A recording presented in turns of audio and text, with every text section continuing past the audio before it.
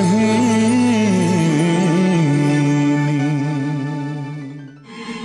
প্রতিশোধ।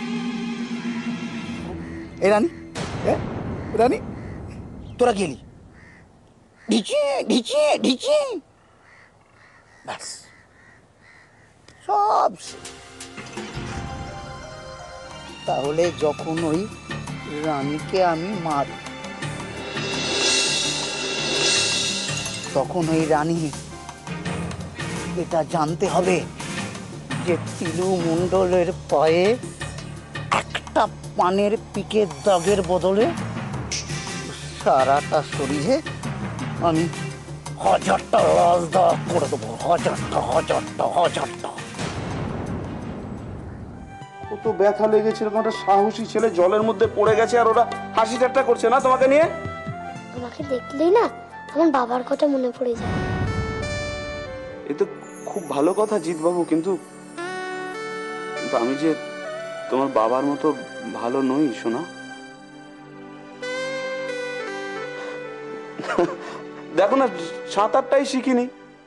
আমি না খুব ভালো, ঠিক আমার বাবার মতো।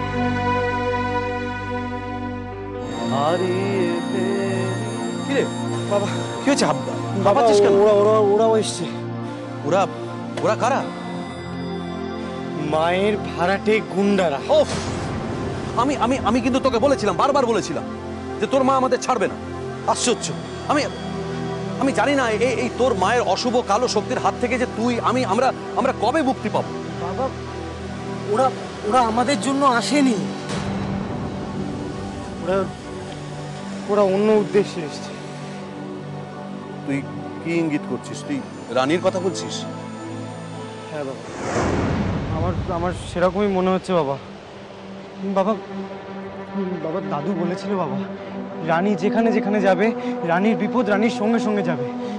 বাবা বাবা রানীর বিপদ বাবা, আমাদের কিছু করা উচিত, আমাদের কিছু করতে হবে। শোন শোন শোন, আমার কথা মন দিয়ে শোন। দেখ, জীবনে প্রত্যেকটা জিনিস কিন্তু তার নির্দিষ্ট নিয়ম মেনে চলে। বিশ্বাস রাখ, মনে মনে ভাব যে এই অন্ধকার কেটে গিয়ে একদিন সূর্য উঠবেই তো তা আমি বলছি।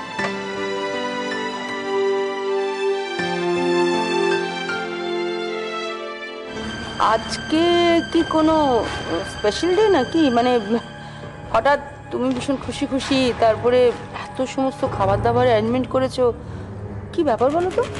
আজ যে একটা বিশেষ দিন, সেটা তুমি জানো না? বিশেষ দিন? কি বিশেষ দিন? আজ কত তারিখ? হ্যাঁ আজ কত তারিখ? আজ 13 তারিখ। সৌম্য যেদিন এ বাড়ি ছেড়ে চলে গিয়েছিল সেদিনটাও 13 তারিখ ছিল। তাহলে এই দিনটা বিশেষ দিন হলো কি না বর্দি, বলো বলো। না এসা, সৌম্য 13 তারিখে চলে গেছে বলেই আমি 13 তারিখটাকে বাঁচিনি। ওটা একটা দুঃখের ঘটনা। সৌম্যর চলে যাওয়াতে তুমি যেমন দুঃখ পেয়েছো, আমিও তেমন দুঃখ পেয়েছি। আর অরিজিতের চলে যাওয়াটা? তোমার কি মনে হয় বাবা, অরিজিতের মৃত্যুতে আমি দুঃখ পাইনি? আমার ভাইয়ের মৃত্যুতে আমি দুঃখ পাইনি? আসলে ছোটবেলা থেকে তুই তো কোনোদিনই খুব স্বাভাবিক নয়, তাই কোন ঘটনাটা তোকে দুঃখ দেয়, কোন ঘটনাটা দুঃখ দেয় না, আমরা কেউই কোনোদিন বুঝে তো উঠতে পারিনি। তোমার নাম চন্দন তো? না না, আমার নাম সুভাষ। দেখেছ, ভুলো মন। কিছু মনে করো না ভাইয়া, আমাকে ওই অরিন্দা মানে অরিন গোস্বামী আমাকে বারবার বলেছিলেন এখানে আসলে আগে সুভাষের সঙ্গে দেখা করবে। আচ্ছা, তা অরিন্দা যেন কত নম্বর রুমে আছে? 211। হ্যাঁ, কি জানো ভাইয়া, ওই আমি ওনার মায়ের জন্য কিছু ওষুধ এনেছি, সেগুলো দিতে হবে আবার ওনার গভর্নেন্সের জন্য। তা ভাই চন্দন, সুভাষ, যাকে ভাই সুভাষ, তা ওনার গভর্নেন্স আর ওনার মেয়ে যেন কত নম্বরে? 210। যাকে ভাই চলো দেখিনি, তোমার সঙ্গে আমার বেশ কিছু কথা আছে।